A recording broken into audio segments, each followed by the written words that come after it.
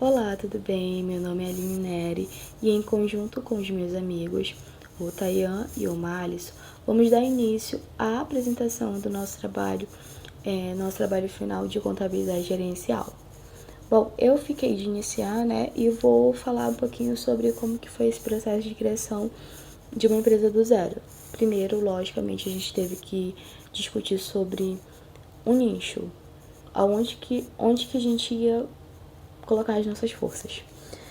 E assim, em conjunto decidimos que a internet hoje em dia é o que há, é o que tá tendo e trabalhar com isso dá muito bom.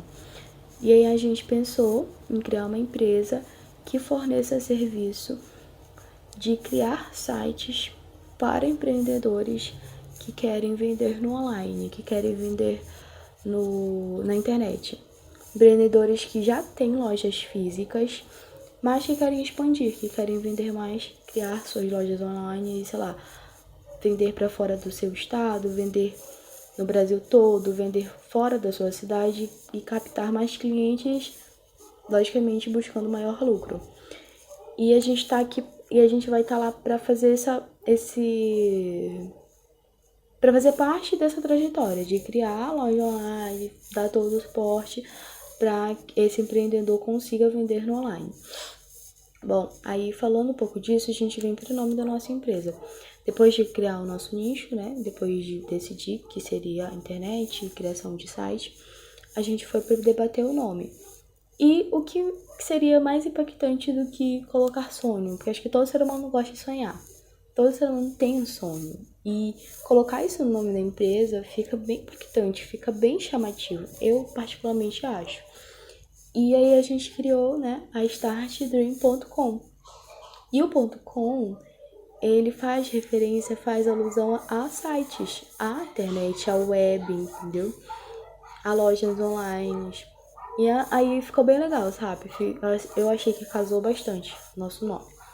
A nossa logo, em conjunto com isso de sonhar, de crescer, é justamente isso que a nossa logo traz. Um gráfico em linha crescente que traz esse sentimento de crescimento das lojas dos nossos clientes, porque eles vão sair das vendas físicas e vão começar a vender no online, vender muito mais, faturar muito mais, então vão crescer muito mais, entende? E a nossa logo é justamente isso, é crescimento em conjunto com os nossos clientes. Aí agora a gente vem para a visão da nossa empresa. A visão da nossa empresa é justamente isso, tirar sonhos do papel e colocá-los em práticas. Os sonhos seriam os sites, vender no online, e a gente está aqui para fazer isso, para colocar o site lá funcionando, para vender, tudo mais. Essa é a nossa visão. A nossa missão seria abrir caminhos junto com esses empreendedores, para eles terem mais oportunidades. No caso, a oportunidade de vender no online, de não ficar preso só ali vendendo na sua cidade, sei lá, no máximo assim no seu estado, mas sim vender para o Brasil todo, alcançar um número de clientes muito maior. E aí eu começo aqui a falar sobre a estratégia de marketing que a nossa empresa iria utilizar. Como no início eu falei que a internet está muito em alta, a partir ali de 2020, depois, assim, no início da pandemia, durante a pandemia, todas as lojas, grandes lojas, começaram a vender no online, porque a gente não podia sair, a gente ficou, assim, sem poder trabalhar, sei lá, ir numa loja e comprar alguma coisa. Não era tão fácil assim como sempre foi fácil. Aí a gente teve que se adaptar e as lojas como Magazine Luiza, Carrefour, várias lojas, grandes lojas, lojas americanas tiveram suas vendas online.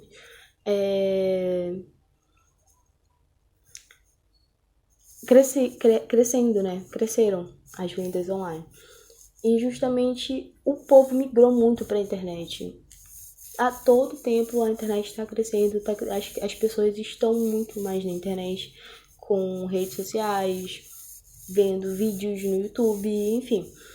Tem um grande número de pessoas, né, retido na internet. E a gente iria usar justamente isso para conseguir captar essas pessoas e possivelmente fazer com que elas se tornem nossos clientes através da geração de anúncios, de gerar anúncios no Google Ads, Facebook Ads, Instagram, YouTube e fazer esses anúncios rodarem para que a gente consiga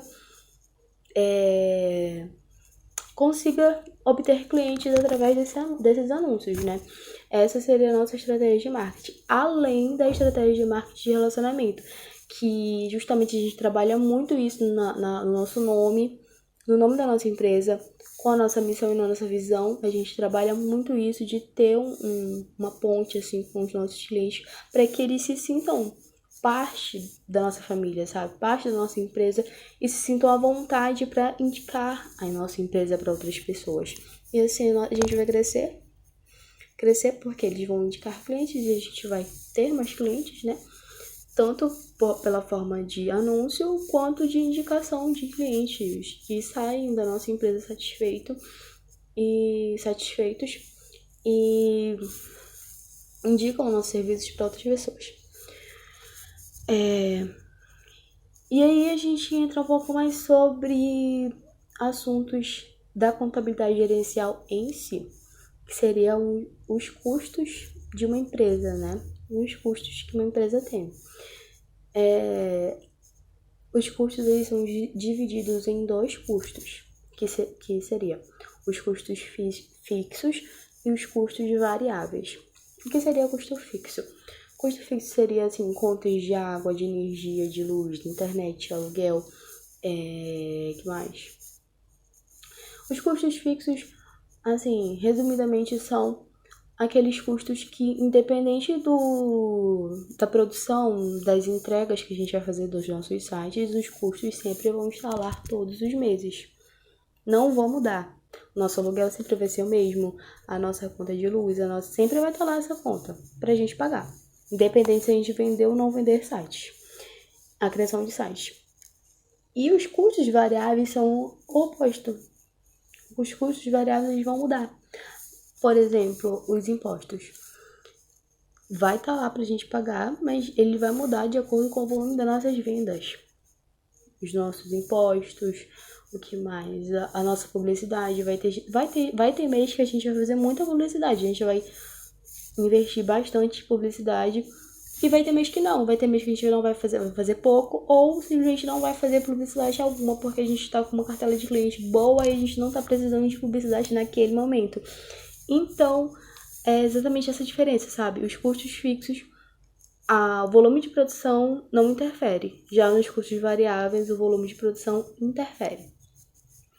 Bom, aqui eu finalizo minha apresentação e o Tayan vai dar continuidade sobre os outros processos da criação da nossa empresa. Bom, era isso. Obrigada. E aí, pessoal, eu me chamo Tayan e vou dar continuidade na apresentação com o tema CAPEX. Bom, pessoal, em síntese, o CAPEX são as despesas de capital.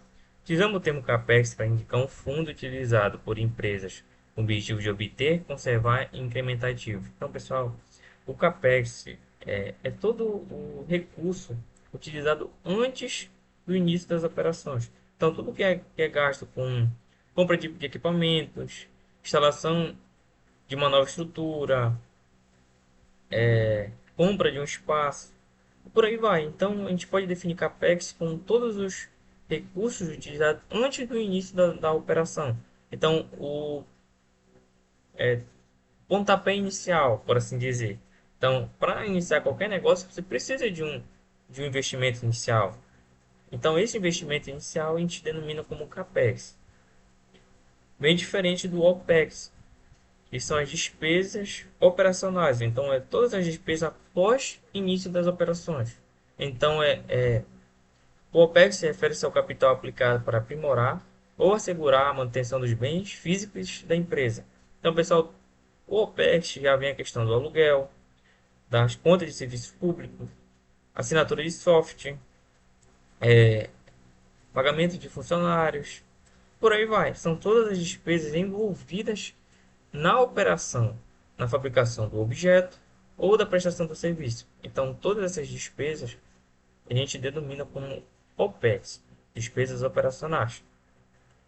Então, a grande diferença de CAPEX para OPEX é isso. A gente traçar, se a gente traçar uma linha, tudo antes do início da operação é CAPEX, e tudo após o início da operação é OPEX, para simplificar melhor. Agora eu vou falar um pouco sobre a análise DOF. A análise DOF é uma estratégia utilizada pelas empresas para medir e avaliar seus desempenhos gerais e dos seus concorrentes de forma objetiva. Então, pessoal, essa é uma análise muito válida que a nossa empresa utiliza. E a gente até elencou alguns pontos, mas mais adiante vai ser mostrado. Então, a análise DOFA ela vai analisar as forças, fraquezas, oportunidades e ameaças que a empresa enfrenta. Então, todos os fatores de análise ajudam os empresários a tomar a decisão mais inteligente para seus negócios. Então, pessoal, esses pontos vão contribuir para a tomada de decisão, viabilizar ou até mesmo inviabilizar a operação. As forças, nome de impacto, constante inovação e tecnologia no mercado, investimento em publicidade e marketing, time de funcionários capazes e motivados para excelente plataforma tecnológica. Então, essas são algumas de nossas forças que a gente já elencou para vocês aqui. Fraqueza, marca jovem ainda desconhecida, público, pouco capital para investimento, falta de experiência no mercado de trabalho. Então, pessoal, como a nossa empresa ainda está caminhando ainda a horizontes mais calmos, então a gente está buscando ainda a nossa consolidação no mercado, ter o nosso espaço ao sol. Então, por isso que a gente está fazendo um trabalho muito forte na questão da publicidade e no marketing. E também na contratação de colaboradores muito bem qualificados. Oportunidades. Aumento das vendas pela internet devido à pandemia do Covid-19. Parcerias com influenciadores digitais. Mercado de lojas online crescendo no mercado atual. Então, pessoal, a nossa empresa ela viu essa oportunidade. Com a vinda da pandemia de 19, todos os negócios digitais foram impulsionados, entendeu? E todos os negócios, lojas, tanto lojas de apartamentos, quanto supermercados, lojas de varejo, tiveram que se adaptar para o meio digital, entendeu? Então, essa foi uma grande oportunidade que a nossa empresa viu e estamos focando e estamos aproveitando todas essas oportunidades que estão surgindo. Vamos lá para as ameaças. Como nem tudo são rosas, as ameaças vêm às empresas com o mesmo público-alvo. Alto valor de investimento em funcionários que dominam as competências necessárias para o crescimento da empresa. Então, essas são só alguns pontos que a gente trouxe aqui para mostrar para vocês como a análise DOFA pode ser muito benéfica na tomada de decisões. Bom, pessoal, é isso aí. O nosso colaborador vai dar início vai dar continuidade na apresentação e até mais. Dando continuidade à nossa apresentação, agora eu vou falar de um ponto importante, que é a criação da loja virtual em si e como funciona o passo a passo para chegar no produto final, que é a loja virtual pronta ao pedido do cliente. Para ter um maior entendimento e maior representação do processo em si, foi criado esse fluxograma, que representa o passo a passo das tomadas de decisões e do processo de criação da loja virtual. O fluxograma nada mais é que uma representação gráfica de um processo ou sistema, utilizando símbolos padronizados para ilustrar as etapas e a sequência das ações de cada processo para a criação desse produto. O processo se inicia com a chegada do cliente. Em seguida, esse cliente apresenta sua proposta, onde serão coletados dados que ele apresenta para nós. A equipe recebe esses dados e, em seguida, ela discute o projeto em uma reunião entre eles mesmos e decidem qual é a melhor forma de se apresentar esse projeto que o cliente ache favorável para ele e que alavanque as suas vendas ou qualquer que seja o propósito da sua loja virtual. Depois dessa discussão, a equipe decide se eles estão de acordo ou não. Se a equipe não entrar em acordo entre si próprio, eles podem realizar uma nova pesquisa e fazer umas novas alterações e decidir se é aprovado ou não, para apresentar para o cliente. Depois de aprovado, a equipe redige o projeto, um portfólio inicial e apresenta para o cliente. O cliente decide se ele gostou ou não, se ele gostou em partes ou se ele não quer seguir por esse caminho. E aqui que entra essa divisória que explica, que é demonstrada aqui. Se o cliente gostou em partes, a gente faz alterações novamente, se volta por um passo a passo de um ciclo, e uma nova reunião e apresenta as alterações que o cliente desejar. Se ele gostou do que foi apresentado, nós continuaremos com o passo para a criação da loja em si. O processo de criação da loja se inicia com o pagamento de 50% do valor total da loja virtual, que começa por aí a criação de design, a fase de testes, a fase dos projetos em si. Depois desses testes, a gente entrega o produto, recebe um feedback do cliente perguntando se ele gostou, a gente recebe o pagamento do valor restante e dá por fim esse processo de criação de uma loja virtual. O próximo ponto que eu irei discutir agora são os salários dos funcionários e os setores da empresa. Esses setores da empresa foram divididos em 5, que são unicamente para a produção e venda de lojas virtuais, sem levar em consideração a área da segurança e a área da limpeza de funcionários. Esses 5 setores são unicamente para a produção e gerenciamento das lojas virtuais que serão vendidas.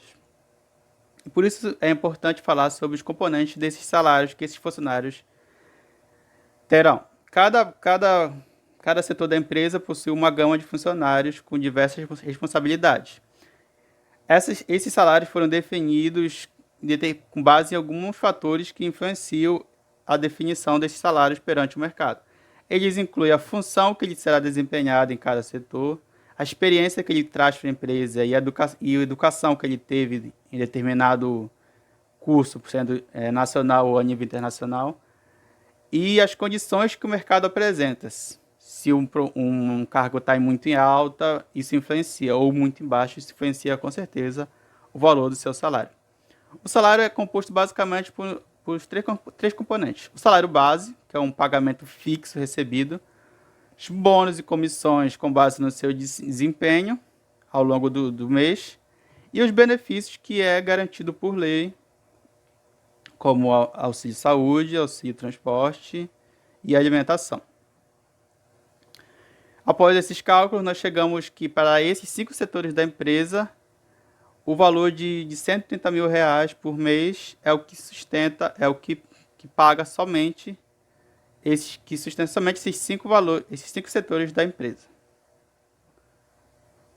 O próximo ponto a ser discutido será a projeção de vendas da empresa. A projeção de vendas é uma estimativa do número de vendas que uma empresa espera realizar em determinado período, sendo trimestral, semestral ou anual. Alguns pontos têm que ser levados em consideração para se analisar a projeção de vendas da empresa. O primeiro ponto a ser analisado aqui será a análise de tendências. Essa análise de tendências, ela busca o histórico da empresa nos semestres ou anos anteriores para definir o futuro da empresa. Como a empresa está nos seus estágios iniciais e não temos ainda o seu histórico, a gente buscou, por meio de outras empresas, analisar o seu comportamento em determinados cenários ou mercados que elas têm fora do nosso mercado e dizer como elas se comportam ao longo dos meses, e com base nisso nós definimos a nossa meta a nossa análise de tendências. E para isso a gente precisa ter uma compreensão do mercado melhor. O mercado que a gente está sendo inserido é um mercado que não tem muita competitividade nessa área. Então espera-se que tenha uma meta de vendas dessas lojas virtuais muito satisfatória. A meta de vendas foi definida com base no PEC, no PEF e no PEE, com base em cálculos. A priori, essa meta de vendas é unicamente para suprir as necessidades da empresa, como o salário dos funcionários, aluguel de taxas e algumas tarifas fixas e variáveis que a gente pode vir a ter ao longo dos meses, semestres e anos. Com uma porcentagem boa de lucro que satisfaça algumas necessidades e que possa ser investido para melhoramento da empresa futuramente. Por isso, algumas estratégias de marketing são cruciais para o melhor processo de vendas e uma melhor projeção que poderemos ter ao longo desses meses. O próximo ponto é o monitoramento ao longo desses meses para se fazer ajustes que melhorarão a venda dessas lojas virtuais. Alguns fatores externos podem influenciar a empresa, como, por exemplo, o mercado, pode surgir uma pandemia, por exemplo, como surgiu do nada. Esses fatores externos têm que ser levados em consideração na criação da nossa projeção de vendas. E o constante investimento em tecnologia e inovação para que durante esse processo não tenha uma estagnação na hora que a empresa estiver no seu crescimento. E por fim, a gente definiu essa projeção de vendas a priori durante o primeiro ano unicamente, como foi falado, para estabelecimento no mercado e uma margem de lucro pequena.